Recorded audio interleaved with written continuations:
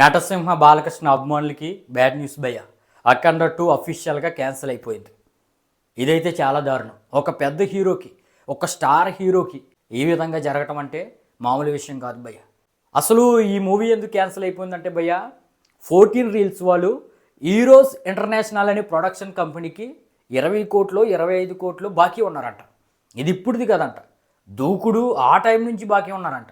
కోర్టులో కేసు నడుస్తూ వస్తుందన్నమాట. అయితే లోకల్ కోర్టులు రిలీజ్కి దానికి సంబంధం లేదు, రిలీజ్ చేసుకోవచ్చు, మీ డబ్బు లావాదేవీలు ఏమైనా అంటే తర్వాత చూసుకోండి అనే విధంగా తీర్పునిచ్చారు. అయితే హీరోస్ ఇంటర్నేషనల్ వాళ్ళు మద్రాసు హైకోర్టుకి వెళ్ళారు.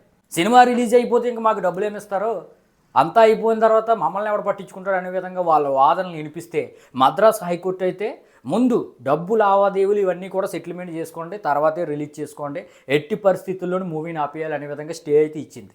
అందువల్ల అర్ధరాత్రి ఇక అనివార్య కారణాల వల్ల తప్పని పరిస్థితుల్లో ఈ మూవీని అయితే ఆపేశారు భయ్య. ఇక రిలీజ్ తర్వాత ఎప్పుడు ఉంటుంది ఏంటి అనేది ఇంకా అనౌన్స్ చేయలేదు. కొంతమంది శనివారం అంటున్నారు, కొంతమంది ఈ నెల 19వ తారీఖున అంటున్నారు, అది ఇది అంటున్నారు, కానీ ఇంకా క్లారిటీ అయితే రాలేదు. హీరోస్ ఇంటర్నేషనల్ వాళ్ళతో మన 14 రీల్స్ వాళ్ళు ఈ ఆర్థిక లావాదేవీలు సెటిల్మెంట్ చేసుకుంటే కానీ మూవీ అయితే రిలీజ్ అవుతుంది. ఇది ముమ్మాటికి తప్పు అంటే 14 రీల్స్ వాళ్ళు ప్రొడక్షన్ కంపెనీదే భయ్య. ఎవరైతే అఖండాన్ని ప్రొడ్యూస్ చేశారో వాళ్ళదే తప్పు.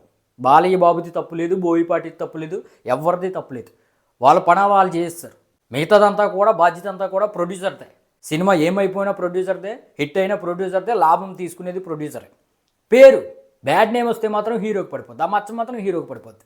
మరి 14 రీల్స్ వాళ్ళు ఆర్థిక లావాదేవీలు ఏమైనా ఉంటే సెటిల్మెంట్ చేసుకుని రిలీజ్ త్వరలోనే ప్లాన్ చేయాలని నేనైతే కోరుకుంటున్నాను భయ్య. మీ ఉద్దేశాన్ని అయితే కింద కామెంట్ అయితే చేయండి.